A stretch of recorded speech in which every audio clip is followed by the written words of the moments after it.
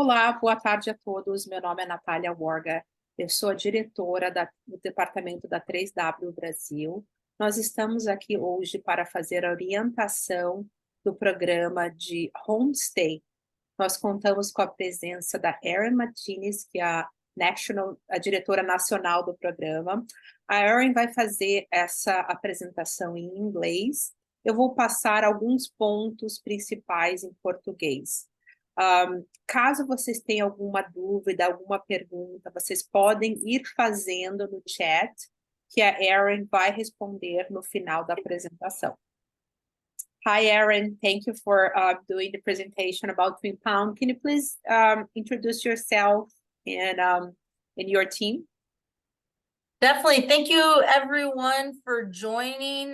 Thank you, Natalia, and parents and students and agents. Appreciate you taking this time and also trusting us as a partner of yours and this very exciting study abroad experience that you're about to embark on. My name's Erin, as Natalia shared, and I work very closely with Natalia. And we also have local staff that you will get to know once you arrive. And I'm going to introduce you on the next slide here, who they are. But as this says here, I've been working with international students for quite some time. I'm based in Los Angeles and in California. Your homestay and your living experience is definitely a big part of your life here when you come. Some of you for a month, some of you for 2 months. And so we're part of what we're going to go over is what is it that can make sure that you get the most of that full immersion home living with an American family experience. So that's what we're about to review here. And if it's okay with you, Natalia, I can move on to the next slide. Yes, please. All right. So here we have the two coordinators in the probably about a few weeks before your arrival. You're going to be, your coordinator is going to be in contact with you. And if you don't have already, you're going to be put in contact with your host family, most likely via WhatsApp. Now, students on the phone, please go ahead and save your host family, your coordinator's contact. So you can go ahead and do that now. This is their WhatsApp here. If you're attending St. Francis High School, save Rosario's contact. If you're attending Spartanburg or St. Raphael's, you're going to be saving Elizabeth's contact, and they're going to be the ones in contact with you once you arrive. They are the ones that are making sure that each of your families are prepared for your arrival, and we're going to talk about that. But go ahead and save your coordinator's contact. Erin, we're going to send this presentation in PDF tomorrow. Great. So perfect. The presentation is going to be sent to the agent tomorrow. Okay. Because it's being recording. So you can write down now, but you're also going to receive this information tomorrow. Great. So this is their contact information. This is also, we have a 24/7. Our coordinators are typically will answer their phone at any time if it's an emergency, but also we do have a 24/7 emergency line, and this is it as well if you want to note it down. Now, we do want to reinforce that the coordinator is the point of contact for the student after they arrive. So moms and dads and agents, you still have the same point of contact that you currently have. And just know that our coordinators will work very closely with them. If you have questions or anything about the arrival, you still go through your main point of contact. The coordinator is for the student and for the host family. And these are the staff. They have hosted students themselves. They have lived internationally themselves, and they are our most seasoned coordinators. And they are here to make sure that your child or student is going to be taken care of. moving on. So, and I kind of already went over some of this. What's the role of your coordinator? Again, for West Coast, your coordinator is going to be Rosario. For the East Coast schools, your coordinator is going to be Elizabeth. And they're the ones that found the family for you. And they're making sure there is a thorough process that our host families have to go through in order to become a homestay, including the last step being an interview and a tour of the home. So parents and agents just know that we take it very seriously, the responsibility. We're one of the few agencies that do yearly background checks, even for returning host families. We don't just do it that first time, but we do it every single year for anyone 18 over in the home. So that's part of what your coordinator has been doing right now, is finding your host family, preparing them, making sure that they're ready for your arrival. You're going to be meeting with your coordinator. Probably, if you're here only 1 month, you'll probably be hearing from your coordinator, and they're going to want to do a video call with you, probably within the first week and a half, to make sure to check in with you to see how you're doing. Are there any issues? Do you have any questions, to help you settle into your home and into the program well, and for you to know who they are.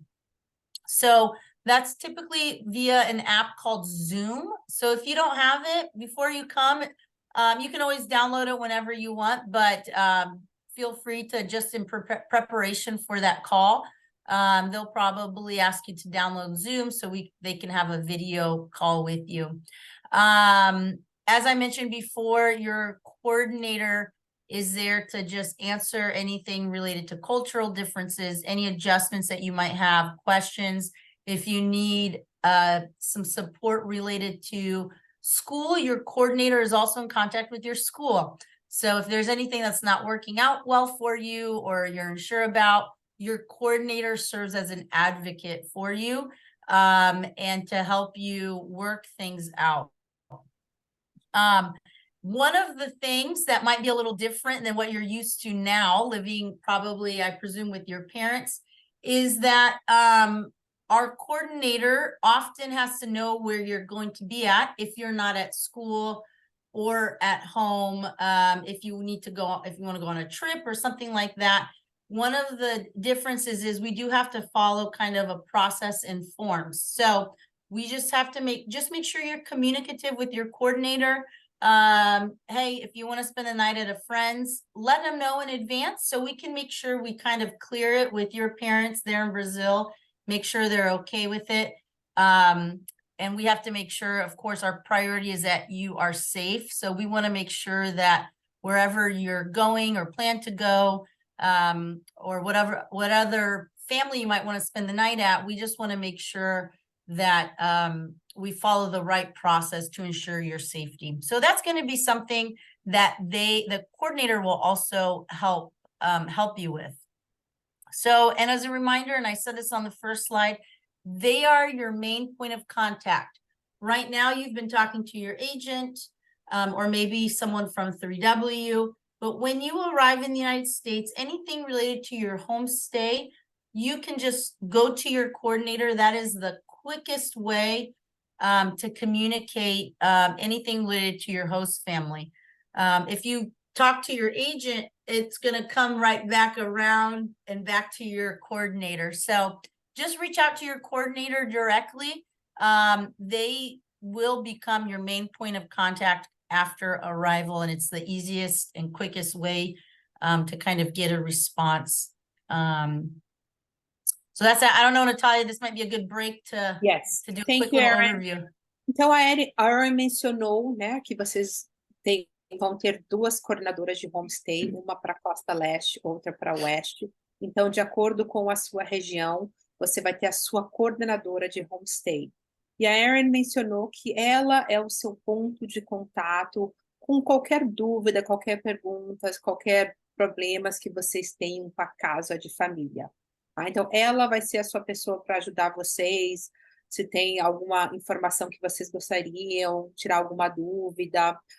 Ela também seria o seu ponto de contato caso vocês queiram fazer alguma atividade que não seja relacionada com a escola ou com a casa de família. Ela mencionou, se você quiser dormir na casa de algum colega, você tem que avisar a coordenadora a gente tem, né, por motivo de segurança, pedir autorização para os seus pais no Brasil para aprovar isso. Então, ela vai ser sempre o seu ponto de contato para qualquer comunicação com a família. Go ahead, Erin. All right, and I don't know, and Natalia, maybe you can see it. I don't see any messages coming through, maybe because of the setting I'm on, but am I able to ask them, are they able to respond if I ask them a question? I think so. Yeah, we can Okay. try. Okay, great. I don't see that toggle. So if you're able to see their responses, great. I was gonna ask if they if they recognize some of these families. Go ahead and list it in the chat. A Erin está pedindo para vocês escreverem no chat se vocês reconhecem alguma dessas famílias que está nesse slide. Many of you, when you think of Americans, might be thinking of something like this. Maybe you think we're going to be eating pancakes and hot eggs and bacon every morning. Maybe you think every family has a mom and a dad and a son and a daughter. Or maybe you think that we all live in the same kind of home like the Kardashians. But we know that these are often what's portrayed in the media. Does anyone know who this family is? Maybe the kids might not, but. Erin, I'm receiving an answer here. Great. They know they have as a Kardashian. They're saying the chat, it's not available. So if you can ask questions on the Q&A, nas perguntas e respostas, eu vou abrir aqui o chat para vocês também. Thank you, Natalia. But they do recognize, yes. Yes, so they recognize. So often what's portrayed as an American family, in movies and in TV, is often the idea we might have of a certain culture, and it also might share our influence, kind of our perspective and expectations. Here we have a very iconic Thanksgiving dinner meal, and that only happens once a year, everyone, and you just missed it, unfortunately. So this is not a typical meal. This is a very special meal, but often this is kind of an exaggeration, but we do go in with our preconceived notions, often with the United States, based on TV, maybe music, and film. So this family here is called the Brady Bunch, and they were an iconic TV family well before probably all of you were born, but they were a famous TV family. So this is often what you think about, very patriotic, maybe rich, maybe you think, very rich, very, peaceful, everyone together at dinner. But often what the reality is that United States is an extremely diverse community and extremely diverse different families. Here we have the cereal aisle. It often is a quite large aisle, so when you come, you want to check it out. But often breakfast is very quick. You don't see that big meal, hot meal. Often, sometimes on the weekends, you might. We have some families from different religions. So this one's praying. This one's probably, most likely not of the Christian tradition. We have a lot of different traditions within our host families. So often we have families with young children. You see here that we have working families. So a lot of our families, the parents have jobs themselves, right? Some of them maybe are retired. Some of them are older, some of them might be younger. I wanted to point these two out right here. Our host families and students, and this might be something that's different as well, but they are often doing their own chores at home. You find many people cooking at home. It's not just often, sometimes it could be someone specifically that always cooks. Oftentimes it's shared, but these are chores that often are done at home. And often with American families, they are the ones that mow their lawn, do their laundry, do their cooking. We know in some cultures, and maybe this is something that you're used to, is there's someone that is there every day to help with those home chores, maybe a housekeeper or a maid. And typically in the United States, most middle-class families do not have that. They might have a cleaner that comes once a month, very quickly, but most of the things in the home, the family members are responsible for it, and so everyone is a part of that. I want to show you a picture up here. Oops, I went too soon, of traffic. We do have traffic in the United States. So many of the areas that our schools are require commuting. So that's something just to know that most of our schools are in very busy areas. And so there's often commuting is a part of your daily schedule and something that you plan with and around. So these are just some visuals about maybe some ideas in your mind that you might have regarding what it might be, this wonderful, perfect family. And maybe there are these differences that you didn't think about. But here are some kind of visuals just so you're aware. And we're going to talk a little bit more about it on the next couple slides as well. So most of our schools are in very populated areas.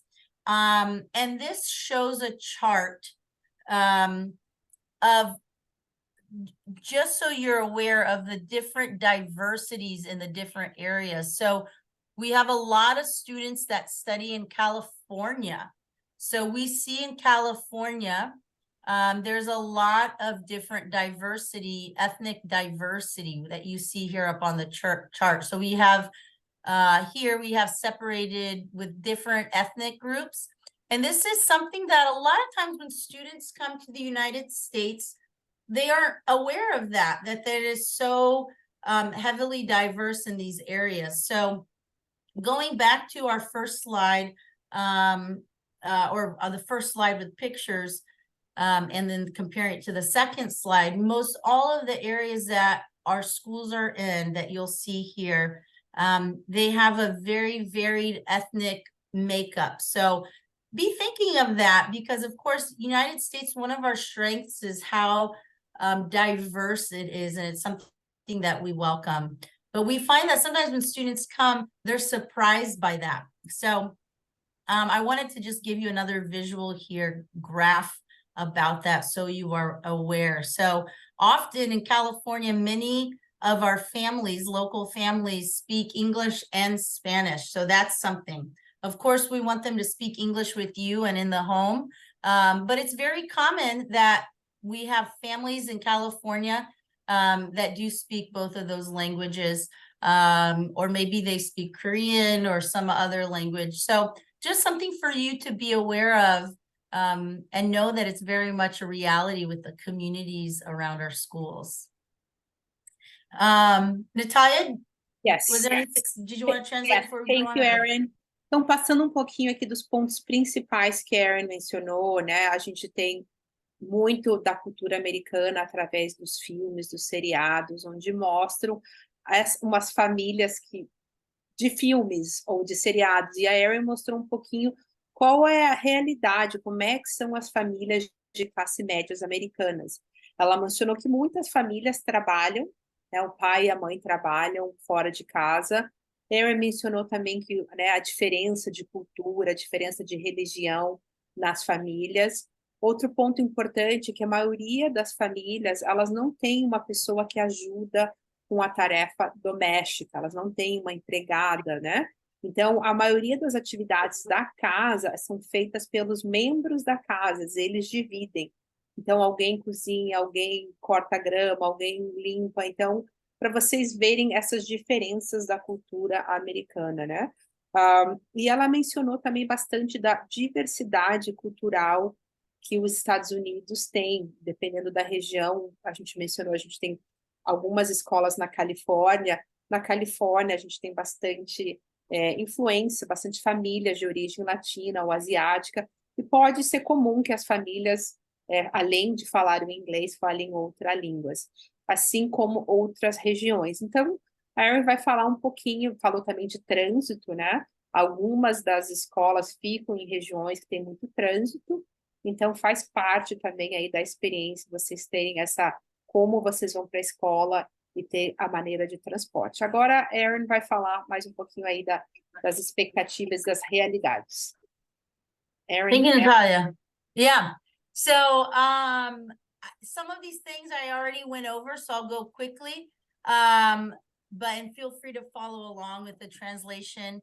I already mentioned traditional family unit. Some of our families might have a father and a mother. Some of them might be widows. Some of them might be retired. So the family unit, some of them might have extended family nearby. Some of them might not. Most of our families, the biggest thing is that we find safe families that have an environment for you, a safe environment for you, where they're able to take you to school, feed you meals. So that's our priority. And these are the areas that may be different. I want to point out one of the things, and I'm guessing this is obviously a little different, is one of the things that Brazil has such a positive, that is so loved about Brazil, is its hospitality and the warmness of the culture. And so one of the things that sometimes Brazilians want to understand is, or sometimes it maybe is a misconception, is that Americans might be cold, right? Because we are less maybe affectionate than most Brazilians. In the United States, we don't kiss each other with a kiss. We don't greet each other with a kiss on the cheek. And so one of the things to know coming in is that doesn't mean that they aren't welcoming. That doesn't mean that they aren't welcoming to you, but we express that, Americans express that a little bit more verbally. And maybe the physical boundaries, we might give a side hug or a high five, but it is different. But please understand that that's also a cultural difference. So that's something that is a little different, because Brazilians are so warm, so welcoming, so hospitable, and very much more known to be much more affectionate. So just know that that might make you feel, oh, maybe they don't like me, or they're not hugging me, or they're not being overly accommodating. And that doesn't mean that they aren't trying to welcome you. It's just maybe some differences in the culture. Has anyone come to the United States before? Is this anyone's first time? I don't know if they can write it in the chat. I think now they can. Let's see if they're answering. Okay. Yeah. I'm curious if anyone has, when they came to the United States for the first time, if they felt like that. I'm curious to ask that. Então, a Erin está pedindo ela está dividindo com vocês algumas das diferenças culturais entre a cultura brasileira e americana. Ela mencionou, né, que o americano, ele não demonstra tanto a hospitalidade através da parte de beijos e abraços, é mais verbal. Então, ela está dizendo que é só uma diferença, né? Não, às vezes, como no Brasil, a gente está acostumado a demonstrar dessa maneira. Ela está dizendo que caso a família não demonstre, não é que ela não goste de vocês, é só uma diferença cultural. E ela está perguntando se alguém já veio para os Estados Unidos antes e se já sentiu essa diferença cultural de como se expressar. Se vocês quiserem colocar comentários aqui no chat ou nas perguntas e resposta para a Erin ir respondendo. While you guys are answering that, the other thing on that line is social freedom. So a lot of times here in the United States, a lot of times parents expect the student to be more independent when it comes to home chores, being able to do their own laundry, fix their own snack, kind of manage their schedule. But socially, they do have times that they have to be in by. Most parents want to know their child's whereabouts. Most of the social engagements revolve around the school. So there isn't, most kids in high school aren't going out, let's say at night until it's the weekend that they go and hang out with friends. So some of that might be different than what you're used to as far as socially, your social life involving around the school. So that was something else, and how much potentially your parent will ask and want to know your whereabouts socially. Some of you might be used to, you know, kind of being out late at night. And in most cities and even homes, they have, what's the word I'm looking for, Natalia? They curfew. They have a curfew. So, and that's something to protect you.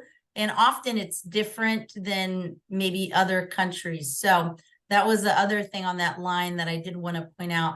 Did we get any responses, Natalia, or? Not yet. Então, Not yet. a Erin está pedindo, caso alguém já tenha vindo para os Estados Unidos e tenha tido interações com famílias americanas, para contar aqui um pouquinho para a Erin como é que foi a experiência. Aproveitando, eu vou falar desse ponto que a Erin comentou agora, que é muito importante, tá?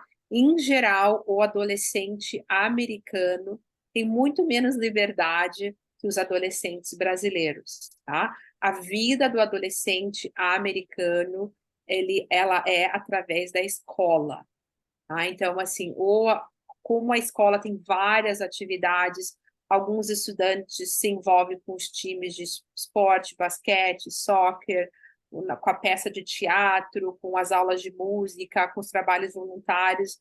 Novamente, a vida do adolescente americano é através de atividades na escola. Não é comum ele ficar indo e vindo.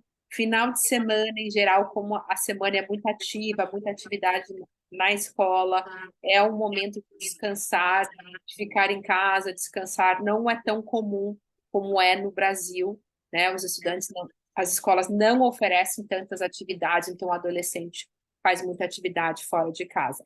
Aqui também nos Estados Unidos é muito comum as famílias terem horário para os estudantes chegarem em casa. Tá? Então, isso é muito comum na cultura americana para os adolescentes. Então, sempre ter horário para ir, horário para voltar e horário que eles têm que estar em casa. I see. Thank you, Natalia. I actually see now the chat. Caroline, she said, yes, I've had some friends from the United States and they were not as open to hugs and kisses like us Brazilians. Indeed, I wonder how that made you feel at first, because sometimes that can be interpreted, if you're not sure about the cultural difference, that can be interpreted that maybe they don't like me or they upset. And just always taken into consideration, a lot of it has to do with respect for someone's boundaries, and just a cultural difference. And, you know, we are more direct and verbal communicators. So certainly don't take it personally. We have not perfected the Brazilian, you know, hospitality, that's for sure. But certainly that's an area, I think, that part of the experience of having kind of two different cultures, and knowing kind of that it's an opportunity to grow and know, you know, how can I relate to someone in the way that they are. So certainly that's part of the experience, and just a reminder not to take it personally, if they don't have the same level of hospitality as you're used to there in Brazil. So thank you, Caroline, for sharing. I appreciate that.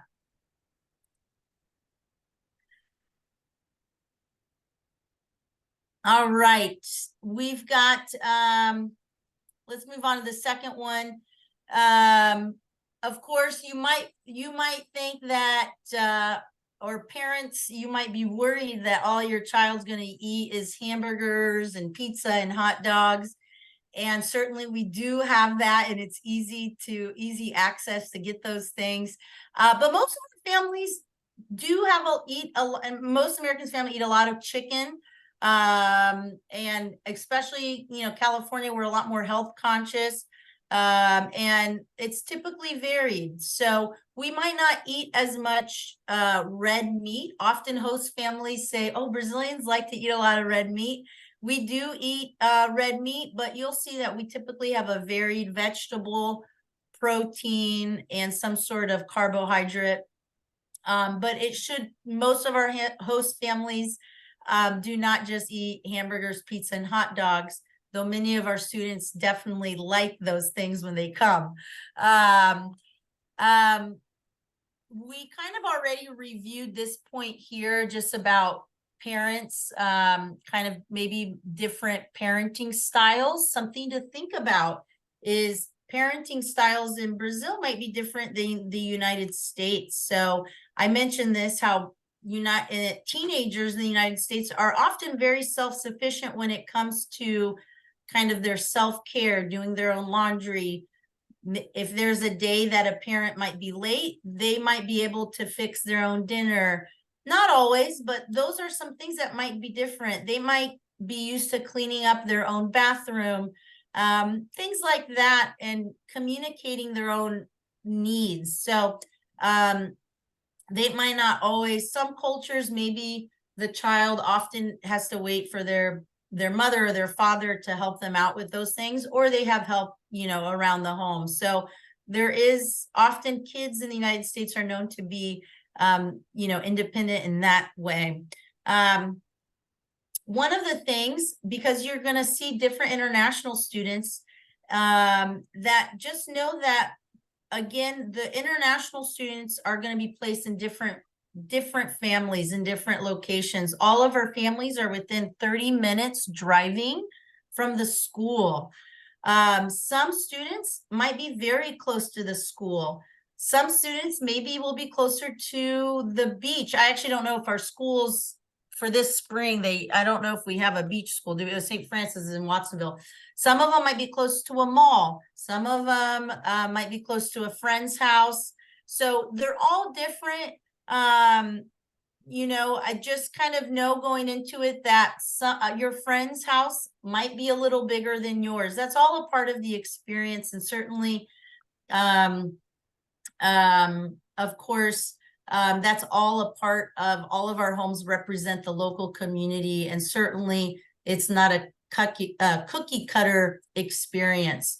Again, the biggest thing that we look for in a family is one that will care for you, welcome you, and of course is a safe place for you. And the last, this I think was from the previous slide, just the cultural part, and got pushed down to this one. But those are kind of the main points. Are there any, I'm curious if anyone has anything stood out within these two slides. Did any of you have any of these assumptions or misconceptions? Or did you think, yeah, I kind of knew all of that already? You might want to translate that part, Natalia. A Erin está perguntando se as informações que ela está passando aqui para vocês são novas ou vocês já esperavam um pouco disso, realmente da realidade das famílias, ou se vocês têm alguma pergunta, alguma dúvida, né? Se vocês puderem também aqui colocar no chat ou nas perguntas e respostas para as observações de vocês sobre esses dois slides.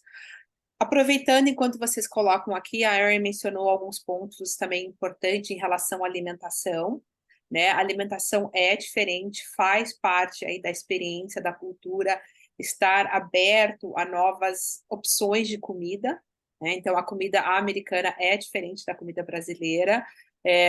Não, o americano come, sim, muito hambúrguer, pizza e hot dog, mas tem várias outras opções, tá? Um ponto importante que ela mencionou é, no Brasil, nos Estados Unidos, não é tão comum as famílias comerem com frequência carne vermelha, tá? O consumo de frango é muito maior.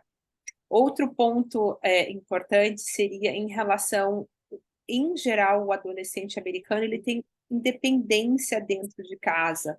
Então, se a família vai chegar um pouco mais tarde para o jantar, ele vai e prepara um sanduíche, prepara uma salada, ele tem essa independência de fazer uma comida para ele, ou preparar alguma coisa a mais para o lanche. A maioria das famílias fica em torno de 30 minutos da escola. A Ara mencionou como são as famílias no Brasil, uma família é diferente da outra.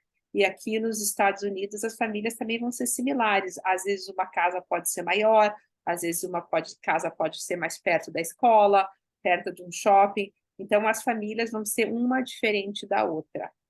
Tá? Então, ninguém comentou nada ainda, Erin, sobre quais são, se era alguma. Nobody. We've got a quiet group. Yeah, they know it all. They know it all. They know it all. Yeah. All right, guys. Well, thank you, Natalia. We're going to move on to the next slide. And this is just some things that we observe that it's called ingredients that will make the best experience for you. So one thing that's really small over here, I hope you can see it, is our student handbook. And that's something you can find online. If you go to our website, www.twinnpalms.com/student-overview, and you can download it there. I encourage you to do that before you arrive and look through it.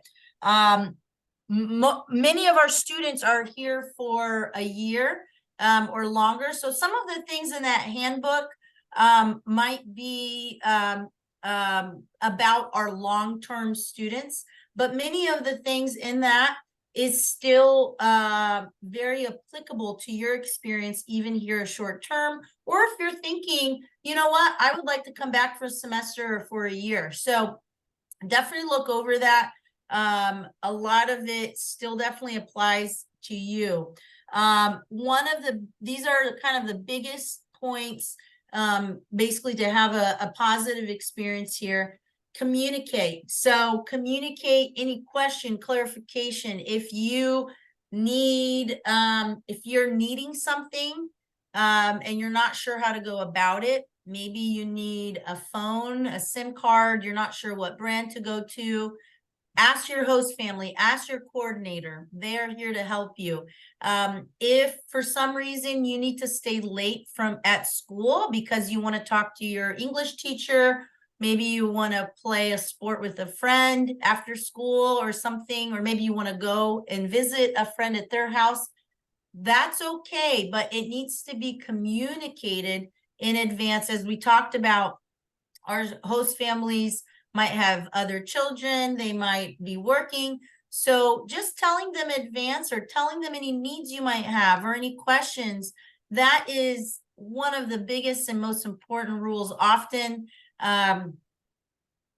there's a lot of misunderstanding without communication. Example, we had a student come to us and they told us they were not getting breakfast, that they did not have breakfast. And the student was waiting to be served breakfast. And so we called the host family concerned and said, our student said they're not having breakfast. Our student was a little too embarrassed or for whatever reason didn't want to talk to the host family directly. So we did. And our host said, oh, I showed her where breakfast was when she first came to our home. Meaning they can help themselves for breakfast. She can open the cupboard, get the cereal, get the milk, get the bagels or fruit. And I showed her everything where breakfast was, where the toaster was. And so just with a little communication, if the student would have said, excuse me, host mom, what about breakfast? I don't want to be hungry at school. The host family could have quickly said, oh, here, you can help yourself, gone over it again and clarified. So certainly communicate. And we know that there's going to be a lot of new things and changes. And that's a part of the experience, a part of the program. And communication is key. Please remember that. Embrace the differences. We've been talking about this mainly. So go in with an open mind. Know that that's part of the growth. This isn't always going to be comfortable being in a home that's not yours. You might not feel 100% comfortable, but little by little, you're going to get to know the family and it will be a little bit more comfortable. But that's part of the experience and the process and getting to know a new family and a new culture. Niceties. Does anyone know what this word means? Niceties. It's kind of a, I guess the answer is in the word itself, but it means oftentimes, and this is often a difference that languages have with each other. In the English language, we use a lot of niceties. That means things like, excuse me, could you help me? The word excuse me, instead of saying help me or hey lady, help me, we would never say that. We always start with excuse me, pardon me, would you mind? We never say pick me up at school. No, could you pick me up at school? I'd appreciate it if we could talk about if I could hang out with my friends this weekend. Can you help me? Most of the way Americans communicate is using niceties, especially when you're asking someone from something. Some languages that doesn't exist, so it's not harsh. But in the English language, it's often received much better when you use these niceties. So this is a little hint to you to definitely use them. The 3 top ones: please, thank you, and you're welcome. That goes with everyone. We work with students from a different country as well. And we were told that in their families, it is not normal to use please, thank you, and you're welcome, only if it's someone that is very distant and it's very formal, and you would never tell your mom please or thank you or you're welcome. In the United States, you use it with everyone, your peers, your teachers, your parents, your sister, your brother. That is very common. You use it when you're ordering food. So those are top 3. And your host families will be very happy to hear it. It will go a long way. So don't forget, please, thank you, and you're welcome. All right. I'm curious, does anyone have questions on how they would use these? Excuse me, would you mind? Niceties. Could you? I'd appreciate it if. Does anyone maybe have an example or a question on how to use them? Então, a Erin está perguntando para vocês. Importante aqui já a comunicação iniciar nessa orientação, né? Vocês perguntando se vocês têm alguma dúvida em quando utilizar essas palavras, né? Que ela está dizendo aqui. Se vocês têm alguma pergunta em relação a isso, tá? Enquanto isso, então coloquem aqui de novo no chat ou nas perguntas e respostas. Enquanto isso, a Erin está passando aqui as dicas, né? O que é importante nesse programa. E aqui, acho que seria o slide principal, tá? O segredo desse programa é a palavra comunicação. Então, como a Erin vem mencionando, se vocês tiverem qualquer dúvida, qualquer pergunta, pode ser coisa pequena ou coisas de... Se vocês precisarem ter um celular, se vocês precisarem algum remédio na farmácia, sempre peçam para a família, ou se vocês não se sentirem à vontade, perguntem para a coordenadora de vocês local. Tá? Então, a Erin mencionou também para vocês sempre, né, estarem abertas aí às novas culturas, e ela mencionou que na cultura americana é muito importante tá? Vocês sempre usarem essas palavras, né? Por favor, com licença e obrigado, tá? E isso é utilizado, como a Erin falou, nas casas, entre irmãos, pais, né? Host families, na escola, com os professores, com os seus colegas. Então, a comunicação usando essas palavras, sendo de uma maneira educada, vocês vão ter uma experiência muito melhor com a família e com a escola. So, how do Oh yeah. Go ahead, Erin. Oh no, I was just gonna move on because I know sometimes it's also harder to answer these things when it's not written versus out loud. So I can just keep going. Were you gonna say something? Sorry. Eu só ia mencionar que o Study Handbook da Twin Palms vai ser enviado para vocês também. Tá? A Erin comentou, em geral, esse handbook ele é focado para os estudantes que vão fazer um semestre ou um ano. Contudo, contém várias informações importantes para vocês também. Então, é muito recomendável que vocês leiam o handbook da Twin Palms antes de vocês chegarem no programa. Yeah, just a quick correction for our short-term students. We will email them the link, but they won't get a hard copy. But semester students will get just a correction. But we will also email it to you, like Natalia said. It will be via email. All right. Moving on for the second half of this slide here, and Natalia, I know I already mentioned this even before. Engage in school-related activities. This is how you get that full experience as well.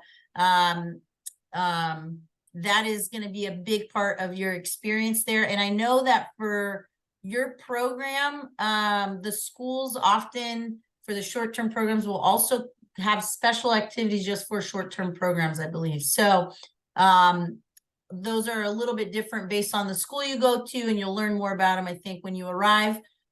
So for your short-term program, I think there's even some additional activities as well, because some of the things like sports teams, maybe you can't be a part of, but there are other activities that you can, school dances and so forth. So there's definitely a lot that you're going to be able to learn from being engaged in the school. Show interest in your hosts and peers. Be curious. So ask questions to your host. If you feel like if you're not feeling comfortable the first week in your home, your new host home, that's normal.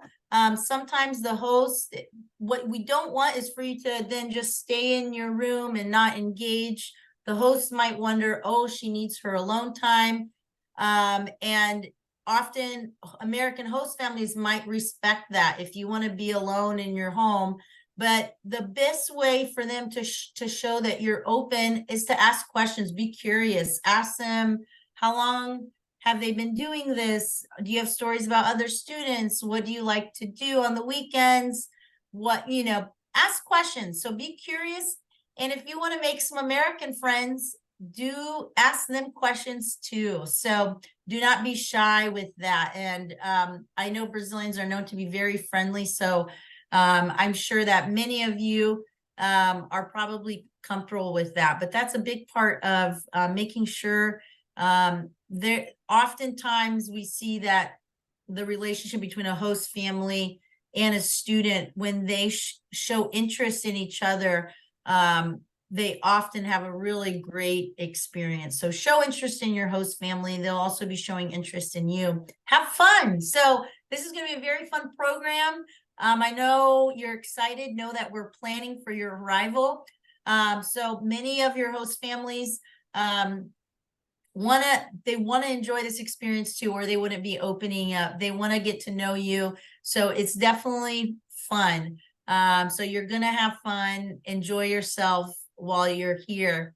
And of course, lastly, to make it successful, make sure you're following TP Homes Family Expectations Code of Conduct. We're going to be sending you an email that has the handbook. In the handbook, you'll see a list of expectations and code of conduct. Many of you already received that as part of your application, a code of conduct that you had to sign. So if you signed it and you're not sure what you signed, go back and review it. So the biggest rules, abide by your curfew. So if your host family says be home by 10 p.m., be home by 10 p.m. If you're not going to be home by 10 p.m., text or call them and say, I'm going to be 20 minutes late, 30 minutes late, whatever it is. So no drinking, no drugs, no smoking, no driving, which we're going to get to the next slide. But your host family will take you to school and back. But those are kind of our top rules. These are kind of the main points that we see and the main ingredients to have a successful experience in your homestay.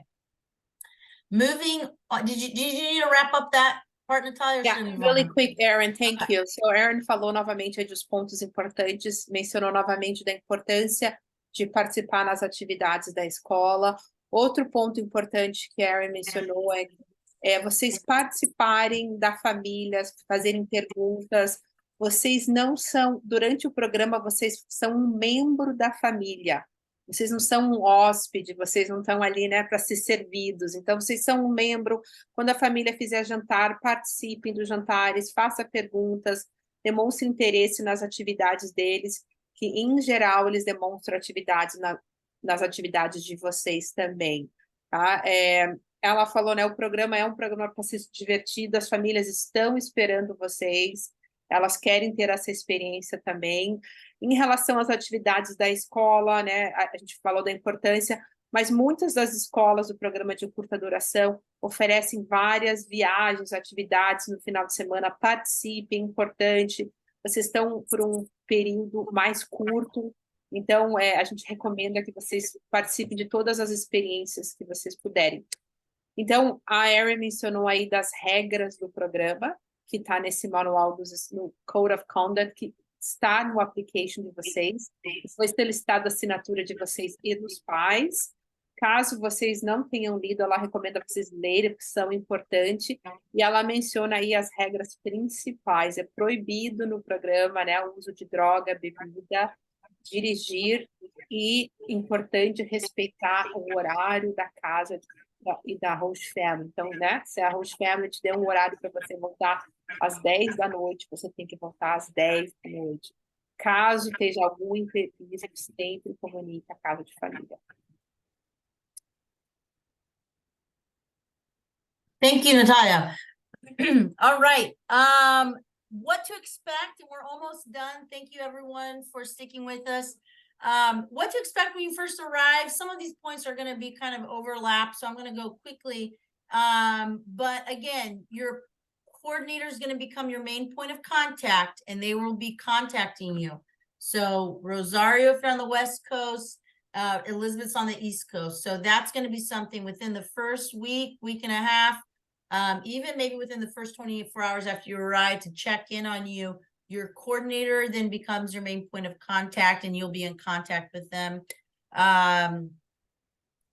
Parents and agents, again, we do ask that you do not contact the coordinator. The coordinator is there focused on being the student's contact, the host family's contact, any sort of questions. Our coordinators also don't speak Portuguese, but our partner team here at 3W and your agents do, and they speak to us very quickly. So if you have any questions or comments or clarifications, please speak to 3W, and we work very closely with them, and we'll have a response as well. So main point of contact. The first week is what kind of we talked about in the last slide. That's kind of when you're really going to probably bond most with your host family. They might show you around the neighborhood. They might help you, or they might, take you out to then show you what's around, kind of show you your room, answer any questions. They're going to tell you any house expectations.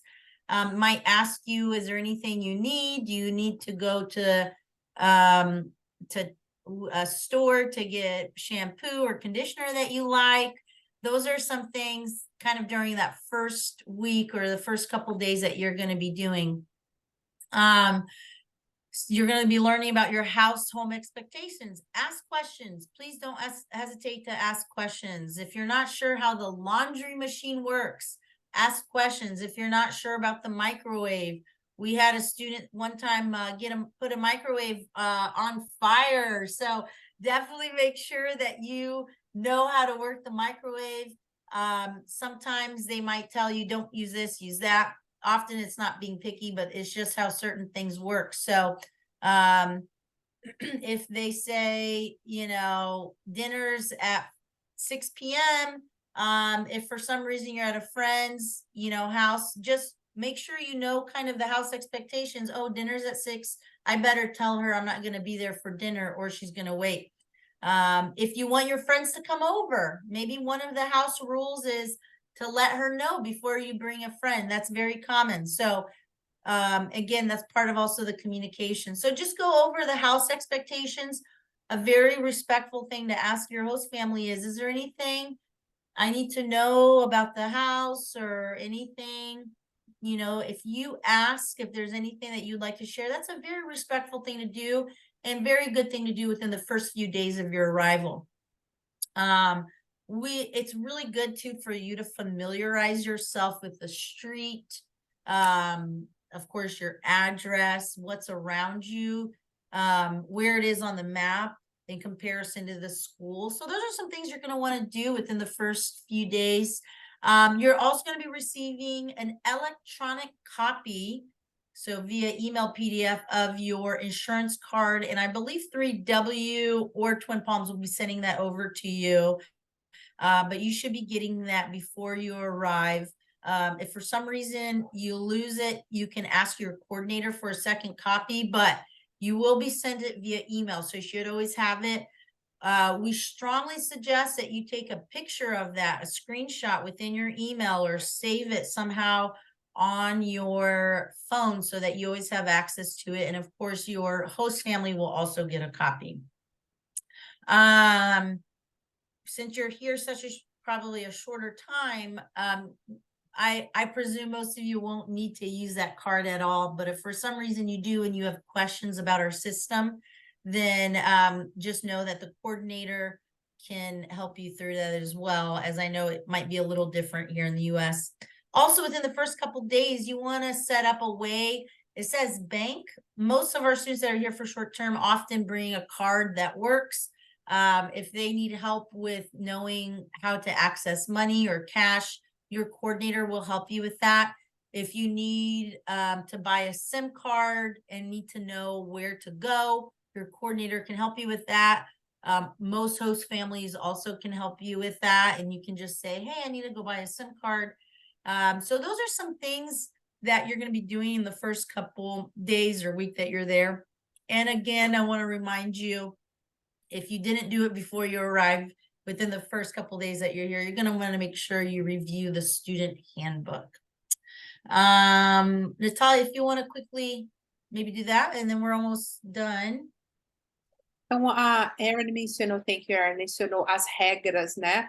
Novamente, da casa. Ela falou que a primeira semana é a semana onde você vai conhecer as famílias, quais são as expectativas, quais são as regras da casa, vai conhecer também a rua, a região, o que tem perto, o quanto está a distância da escola. Então, novamente, a primeira semana é a semana para vocês perguntarem o que a host family espera de vocês, o que é importante para eles, quais são as regras. Aqui é esperado que o adolescente lave a sua própria roupa, se você nunca fez, como é feito. Então, qualquer dúvida, novamente, pergunte para a família. Se você quer que um amigo venha até a casa, é comum nos Estados Unidos sempre isso perguntado. O americano gosta muito da antecedência, como a Erin comenta, né? É diferença cultural. No Brasil, às vezes, nossa cultura é um pouco mais espontânea, né? O americano ele trabalha muito com horário, programação, então costume avisar com alguns dias de antecedência, se vocês querem trazer um amigo, se vocês querem fazer uma coisa diferente no final de semana, avisem a família em relação a isso. A Erin também comentou que vocês vão receber, né, agora, antes do embarque, a carteirinha de seguro. Esse é um seguro emergencial que vocês têm. Então, muitos, né, a gente espera que vocês não utilizem no período de curta duração, que vocês não precisem, né, mas é importante vocês tirarem uma foto dessa carteirinha de seguro e terem com vocês no celular, caso vocês precisem, tá? A família, a host family, também vai ter uma cópia do seguro. Novamente, o que vocês precisarem, né? Se vocês precisarem de um cartão simples, celular, precisarem na farmácia, peçam para a família. Aí, em geral, isso é feito na primeira semana. One last thing I was going to say also that I didn't list here, but is reviewing your schedule with them. So that's often discussed within kind of the first weekend of arrival. You'll be reviewing your schedule with your host family, the times that work out for drop off and pickup. If your class starts at 8, what time you need to leave the house, and what time to be picked up. And so that's something that you'll also be arranging within the first few days is your schedule for drop off and pickup, as your host family will be the ones doing that.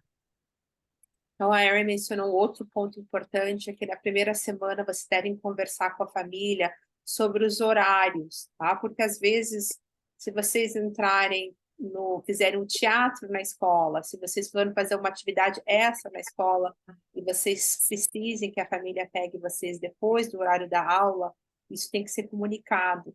Então, a Erin está dizendo, ou a família, às vezes, também trabalha, vai pegar vocês meia hora depois do término das aulas, eles vão comunicar isso para vocês. Então, outro ponto importante é comunicar os horários que a família vai levar e vai pegar vocês na escola. Thank you. And lastly, get ready, of course. So anything that you need, so I know you guys are thinking ahead, of course, but you want to get ready for your trip and leave a little room, because I'm sure, like all of our students, you want to take some things back. So, but these are some things. Make sure, again, before you arrive, you have your coordinator's WhatsApp, which you're going to get this PowerPoint, I think, sent to you. You're going to get your coordinator's WhatsApp. All of our airports, of course, have Wi-Fi. But it takes a little time to get through customs. So just make sure that just so you know, before you leave Brazil, your homestay is going to be in contact with you.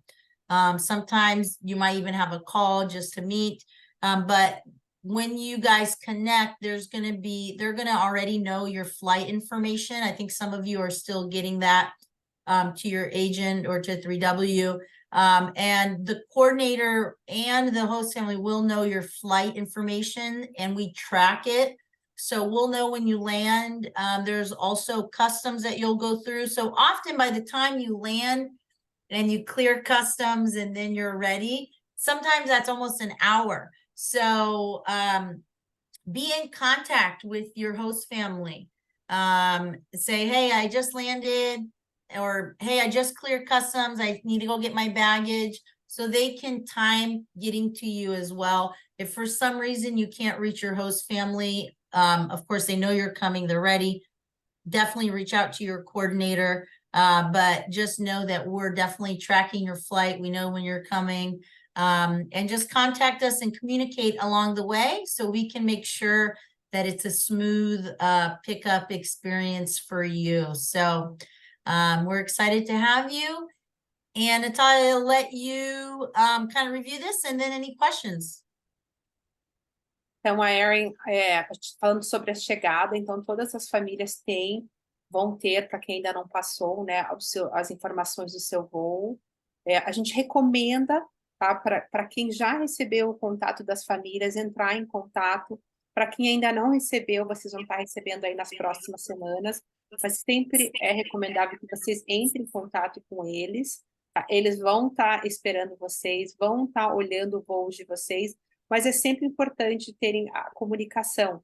Como a Erin falou, caso o voo atrase, caso vocês percam uma conexão, tá? É importante vocês avisarem a host family E se vocês não conseguirem falar com a host family, avisar a coordenadora.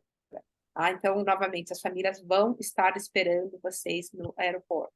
Caso vocês também não consigam falar, né, com a coordenadora, vocês têm um telefone de emergência também. Então, agora a gente vai abrir para as últimas perguntas, caso vocês tenham, ou alguma dúvida, por favor, coloquem aqui nas perguntas ou respostas no chat. I was going to say too, making sure that they know if they're still haven't purchased their ticket, to just make sure they check the correct arrival airport and so forth. So I know sometimes there's questions about that. Feel free, if they can always ask if they're not sure. I think for the schools for this spring, actually, it's pretty clear. I know sometimes it comes up. Yeah, they are aware, the agents are. They have it. Great. All right, this group is a whiz. Who's first time in the United States? A Erin está perguntando quem vai ser a primeira vez nos Estados Unidos. Quem vai ser a primeira vez viajando para os Estados Unidos?